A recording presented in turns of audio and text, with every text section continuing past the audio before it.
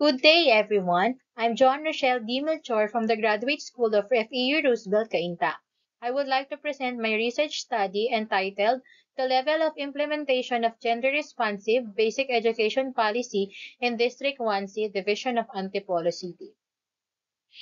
To begin with, the Gender-Responsive Basic Education Policy was implemented by Department of Education under Rodrigo Duterte's presidency, as outlined in DepEd Order 32 Series of 2017.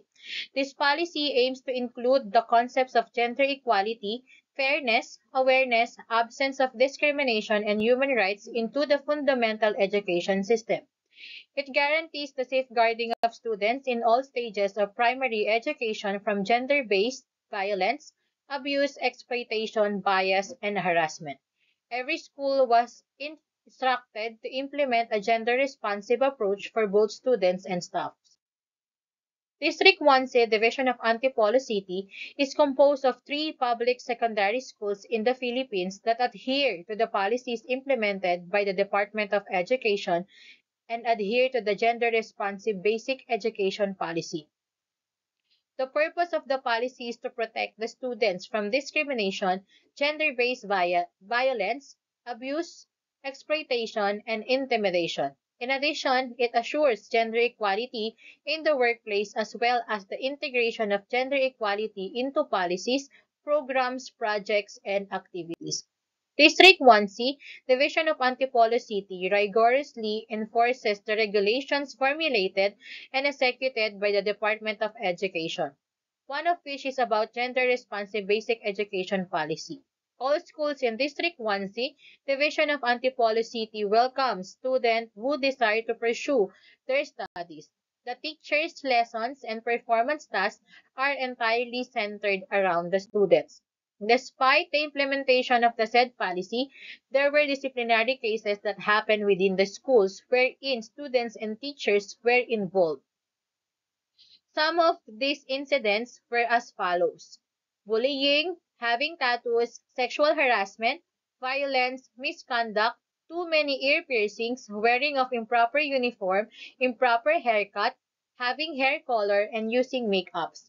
Based on the cases in guidance office, one of the incidents mentioned above was bullying, where a student called his or her classmate dumb and stupid, spreading rumors of his or her classmates cheating on the exam and teasing his or her classmates.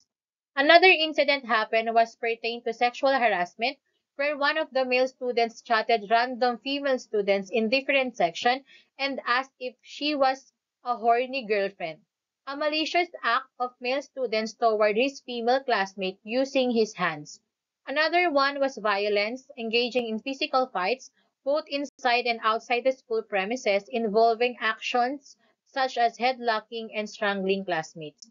The school had implemented measures in response to these disciplinary cases, including informing parents and guardians and teachers conference, counseling and school service, and recommendations such as student monitoring for extra ear piercing, suturing tattoo, and undergoing removal of tattoo. Generally, this study assessed the level of implementation of the gender-responsive basic education policy in public secondary school in District 1C, Division of Antipolo City, because incidents of bullying, violence, sexual harassments, and other related issues continue to occur both within and outside of school despite Department of Education's promotion to gender fair education. This research assesses the level of implementation of gender-responsive basic education policy in District 1C Division of Antipolo City.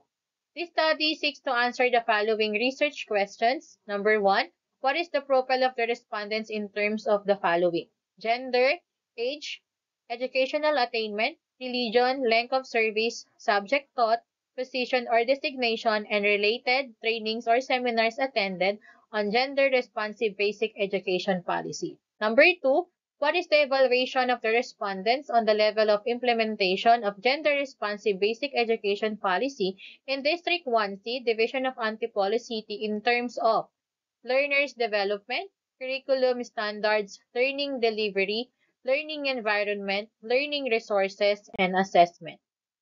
Number 3, is there a significant relationship between the profile of the respondents and level of implementation of gender-responsive basic education policy in District 1C Division of Antipolo City? And lastly, number 4, what gender and development program activity can be proposed based on the findings of the study? Hypothesis of the study: there is no significant relationship between the profile of the respondents in terms of age, educational attainment, length of service, subject taught, and trainings or seminars in international, national, religion, division, and district level, and the level of implementation of gender-responsive basic education policy in District 1C Division of Antipolo City. The local of the study was conducted in District 1C Division of Antipolo City, which composed of three secondary public schools, namely Mambuga National High School, which is located at Shatuna Village, Barangay Mambugan, Antipolo City. The school has a total of 4,862 junior high students and has a 177 faculty members composed of 171 junior high school teachers, 5 head teachers, and 1 school head. This school, which has been in operation for the past 24 years and is headed by Mr. Ronaldo Ayata as principal for. At Mayamot National High School is located at Rose Street, Newtown 1A Green Heights Subdivision, Barangay Mayamot, Antipolo City. The school has a total of 3,653 junior high students and has 162 faculty members composed of 157 junior high school teachers, 4 head teachers, and 1 school head. This school has been in operation for the past 21 years and is headed by Dr. Romel Beltran as principal for. In Muntinlupa National High School, located at St. Martin de Porres Street, Brookside Hills Subdivision, Barangay Muntinlupa, Antipolo City. The school has a total of 944 junior high students and has 40 faculty members composed of 37 junior high school teachers, 2 head teachers, and 1 school head. This school, which has been in operation for the past 24 years, is headed by Dr. Digna G. Orge as principal too. The focus of the study was the teachers of the 3 secondary public schools in District 1C Division of Antipolo City with a total population of 365. The researcher determined the sample size necessary for the study by using the purposive and stratified proportional random sampling. The instrument used was ready-made survey questionnaire, the Gender Responsive Basic Education Policy, which was issued by the Department of Education, was the document used to make the survey questionnaire in this study. It is standard and expected the researcher to seek permission from the Division of Antipolo City to perform the study at a particular school. The primary sources of data were the teachers of District 1C Division of Antipolo City secondary public schools, namely Mambuga National High School, Mayamot National High School, and Muntinlupa National High School. And the researcher also included secondary data like articles and related studies that came from the other studies. The researcher conducted a survey in conducive environment where they could supervise the actions of the respondents. On this way, the researcher was to make sure that the respondents themselves answered the questionnaire without any intervention that may affect the validity of the study. This research seeks to address the standard or the stated problem by employing various statistics method or the method of analysis. For SOP number 1, to determine the distribution of respondents' profile, the data were subjected to frequency distribution and percentage. For SOP number 2, to determine the assessment of the respondents on the level of implementation of gender-responsive basic education policy, the data were subjected to mean and standard deviation. And for SOP number 3, to determine the significant relationship between the profile of the respondents and level of implementation of gender-responsive basic education policy in District 1C, Division of Antipolo City, the data were subjected to chi-square test of independence. Based on the data gathered from the assessment of the level of implementation of gender-responsive basic education policy in District 1C Division of Antipolo City, the study's findings are as follows. The majority of respondents in the survey were female at 69.6%, followed by male at 22.3%.